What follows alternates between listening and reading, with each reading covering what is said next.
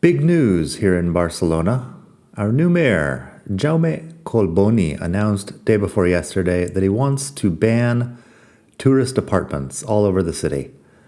The current licenses, he says, will expire in 2028, and that will be the end. So, is this adios to Airbnb? Well, maybe. La Vanguardia newspaper reports that the industry is ready to fight back and that the court cases may last for years. The Spanish Constitutional Court, which apparently is different than the Supreme Court, is already hearing a separate case about whether Barcelona City Hall has the power to take away licenses on tourist rentals. More cases are on their way through the courts, both in Spain and Europe. The Patronal, that's like the trade organization representing the industry, has promised plenty of new lawsuits. And we'll see where we end up. Hey everybody, it's Daniel. Welcome back to Spain to Go, the best podcast in the entire multiverse for all things Spain. This is episode 79, Barcelona Bans AirBnb. But the big question on everyone's mind is, will banning Airbnb solve Barcelona's housing crisis? Mayor Collboni claims this is just the first part of a plan he has to end Barcelona's housing crisis. Will it work? I doubt it. I'd like to see the rest of this plan because this bit seems like it might not change everybody's lives overnight. Housing is really expensive these days, and there are only about 10,000 licenses for tourist rentals in the whole city. It's a drop in the bucket, in other words. As I wrote in my recent piece on the Golden Visa, net migration to Barcelona is about 40,000 people per year.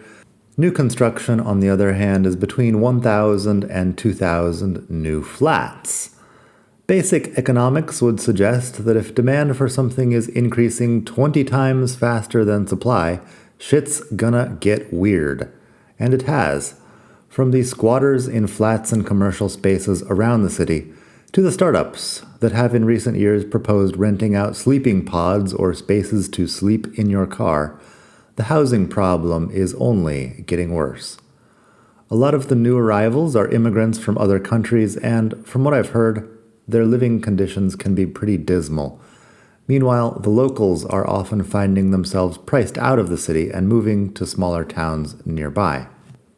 Currently, the biggest immigrant group in Barcelona is Italians, which seems plausible, but I wouldn't necessarily have guessed it. In any case, counting immigrants is tricky for various reasons. Some may not be registered, some have multiple nationalities, others get Spanish nationality and no longer figure in the statistics as foreign, etc. There are also students, digital nomads, and long-term tourists who don't make the official count.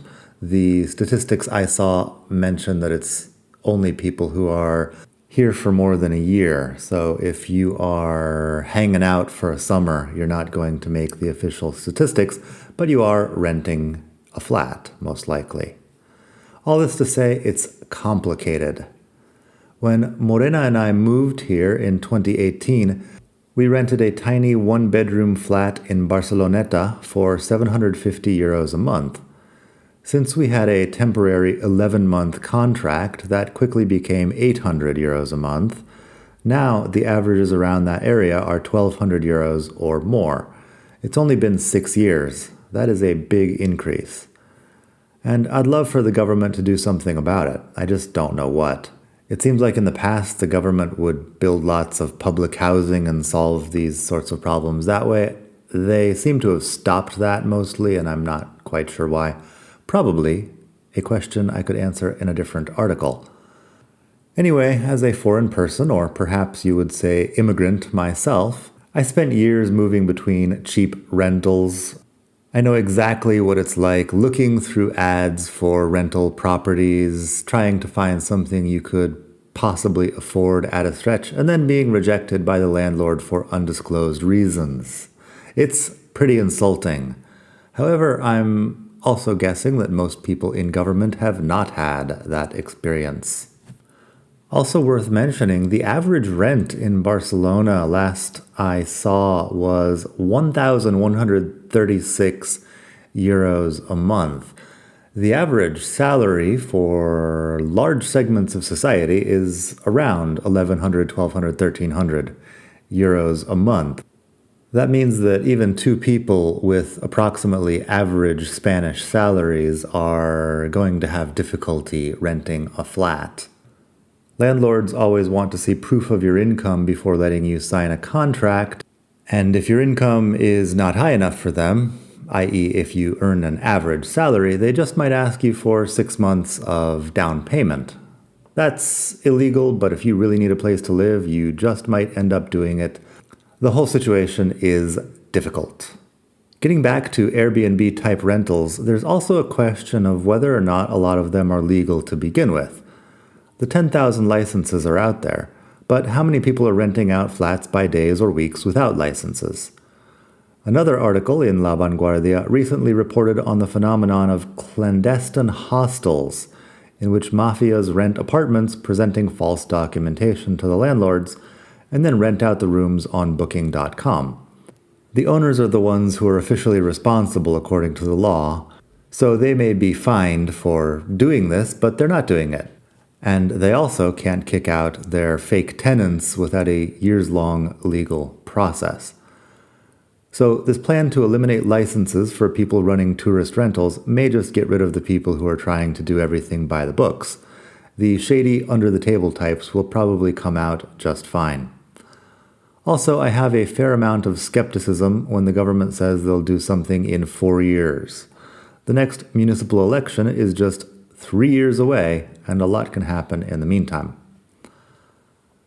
A gentleman named Marco over on my donation page says, I really like your podcast and blog. I like your sense of humor, your insights, and that you invest some time into thinking and research before forming an opinion. That is a rare thing today. Here's my modest contribution to your online empire. All the best. Thank you very much, Marco, and thanks to all my other donors around the world. You can go to expatmadrid.com/donate if you like, make a donation, buy me a virtual coffee or 3. I actually do quite a bit of research and fact-checking to write these articles. Keeping up with the news is sort of a painfully boring and thankless task, so I don't do too much of it. But this story seemed big enough to be worthy of a short article and podcast episode.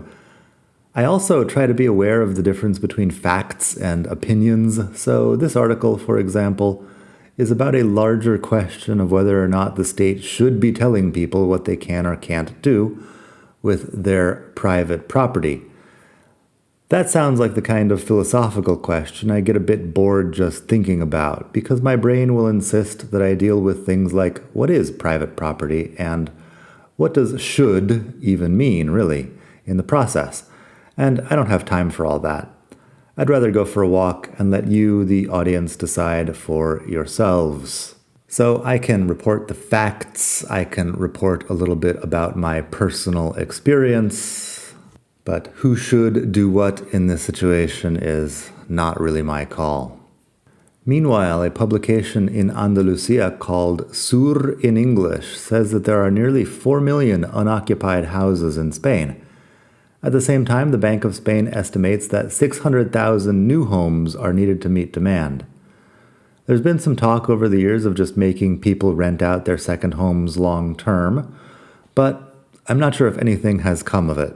And as I'm recording this, it's Sunday morning. Reading through some tax code at this point doesn't exactly sound like fun. And you know me, Mr. Chorizo, whose name is practically synonymous with fun. So I'm going to head out. It's San Juan this weekend, and the kids, for reasons involving pagan history probably, are lighting fireworks outside my window. Hope you have a good day wherever you are. We'll be back soon with more Spain to go.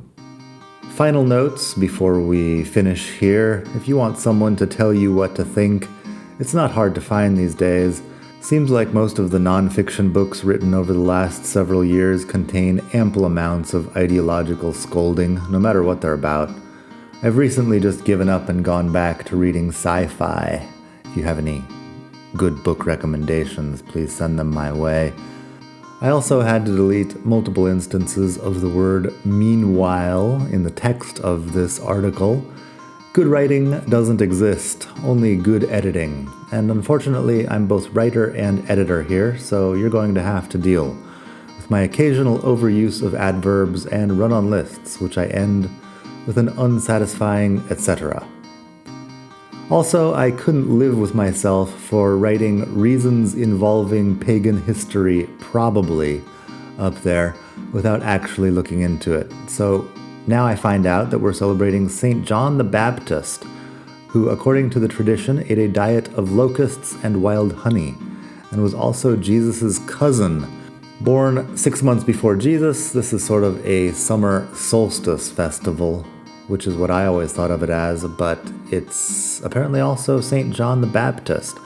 It's tough to fact-check things that come from biblical tradition, because I wasn't there and the sources tend to disagree with each other.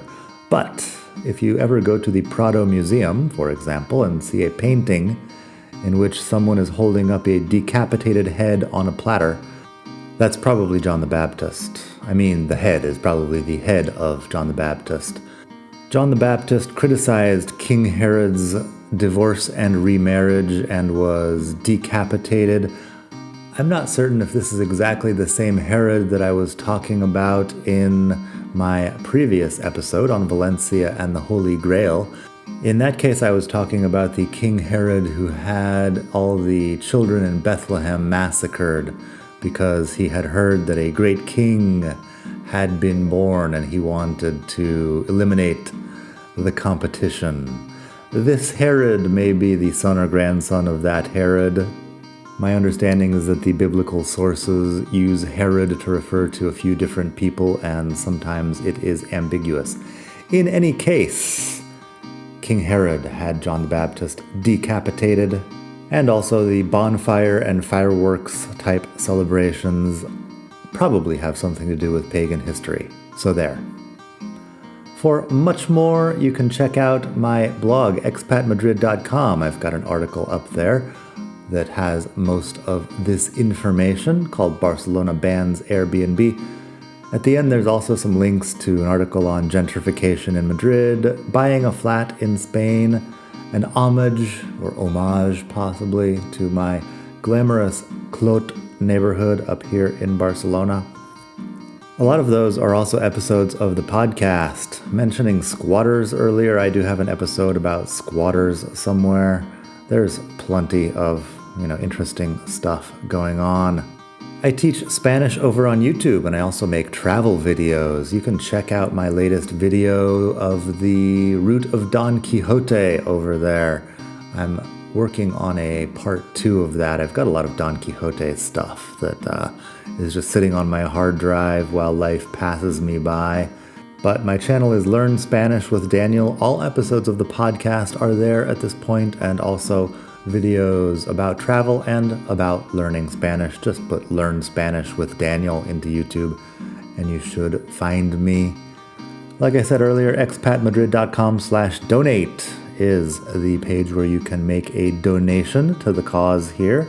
I will spend it all on coffee and sparkling water and keep this podcast coming out regularly.